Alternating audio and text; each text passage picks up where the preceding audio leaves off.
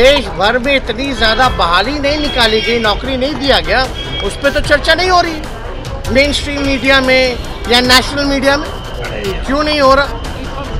और सारे शिक्षक जो है अब स्कूल जाने लगे हैं, अब इस पर भी चर्चा नहीं हो रही है।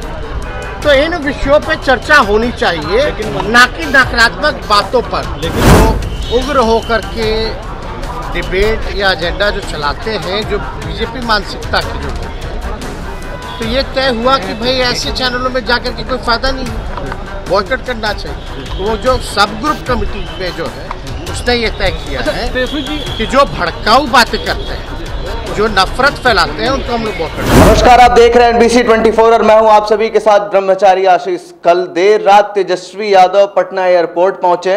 पटना एयरपोर्ट पर उन्होंने पत्रकारों के सवालों का जवाब देते हुए कहा कि कोऑर्डिनेशन कमेटी की बैठक में यह तय हुआ कि उन 14 एंकरों को जिनको बैन किया गया है उनकी डिबेट में जाने से कोई फायदा नहीं है। उसी के साथ साथ शिक्षा मंत्री के विवादित बयान पर तेजस्वी यादव ने कहा कि जो STET और सीटेट बीटेट के यानी BPSC शिक्षक अभ्यर्थियों की जो 1,70,000 बहालियां निकाली गई, उसकी चर्चा आप लोग क्यों नहीं कर रहे हैं। उसी के साथ साथ उनका साफ कहना था कि देश में सबसे बड़ी बहाली फिलहाल निकाली गई है, तो इसकी चर्चा मुख्य धारा के मीडियाओं में भी नहीं है। और उसी के साथ साथ शिक्षा मंत्री को उन्होंने साफ कहा कि उनको ऐसे विवादित बयानों से बचना चाहिए, शिक्षकों के कार्य पर विशेष ध्यान देना चाहिए। और उसी के साथ साथ तेजस्वी यादव जो है फिलहाल पूरे मूड में नजर आ रहे हैं। इलेक्शन के क्या कुछ कहा उन्होंने, सुनिए। तेजस्वी अमित शाह आ रहे हैं बिहार, फिर से अमित शाह है बिहार तो हर महीने आ ही रहे, लेकिन गृह मंत्री होने के नाते नाते उनको कम से कम अपने जिम्मेदारियों को जो है वो निभाना चाहिए। मणिपुर में जो आग लगा, कम से कम उस आग को तो बुझाएं। वहाँ चुनाव तो आते जाते रहेंगे और कोई है सत्ता में तो आते जाते रहेगा, लेकिन जो आग लगी है मणिपुर में उसको बुझाना चाहिए। और बिहार भी आ रहे हैं तो अपने पार्टी के लिए आ रहे हैं, बिहार को देने के लिए क्या आ रहे हैं। ना आज तक बिहार को विशेष राज्य का दर्जा मिला, ना विशेष पैकेज मिला, तो इन्हीं कामों में अब इंडिया की बैठक में आप लोगों ने 14 एंकर्स को जो बैन कर दिया पूरे देश में, इसको लेकर विवाद खड़ा हो गया। कैसे आप पत्रकारों को लेकर भी आप कुछ नियम ला रहे हैं? आपात जैसी स्थिति हो गई है।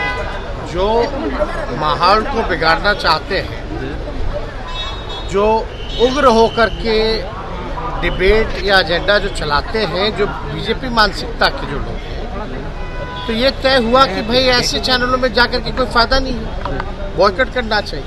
तो वो जो सब ग्रुप कमेटी पे जो है उसने ये तय किया है कि जो भड़काऊ बातें करते हैं, जो नफरत फैलाते हैं, उनको हम लोग बॉयकॉट करते हैं। एक बात समझना चाहिए, गीता बाइबल सभी संविधान में हम लोग विश्वास रखते हैं और संविधान में सभी धर्मों का सम्मान हो, भावनाएं जुड़ी हुई हैं, लोगों की आस्था जुड़ी हुई है। तो हम लोग तो भाई हमेशा जो है इसका सम्मान करते हैं, लोगों की भावनाओं का।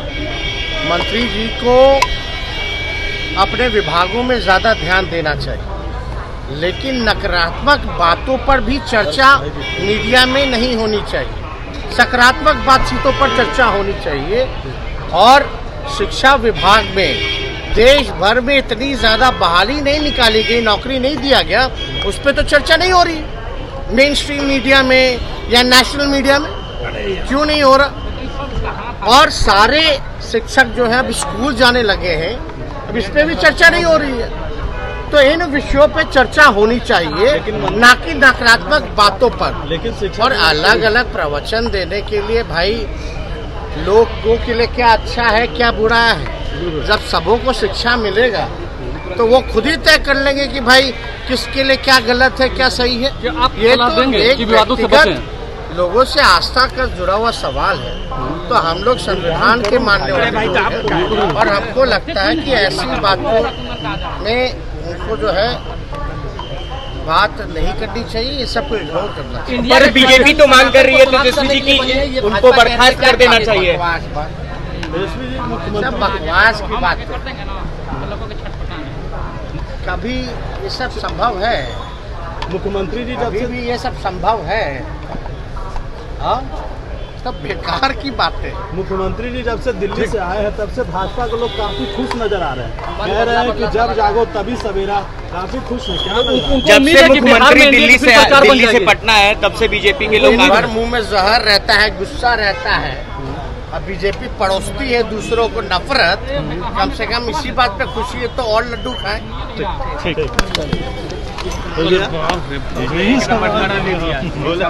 तो सुना आपने किस तरीके से तेजस्वी यादव का साफ कहना था कि जिस तरीके से शिक्षा मंत्री ये विवादित बयान दे रहे हैं उससे उनको बचना चाहिए।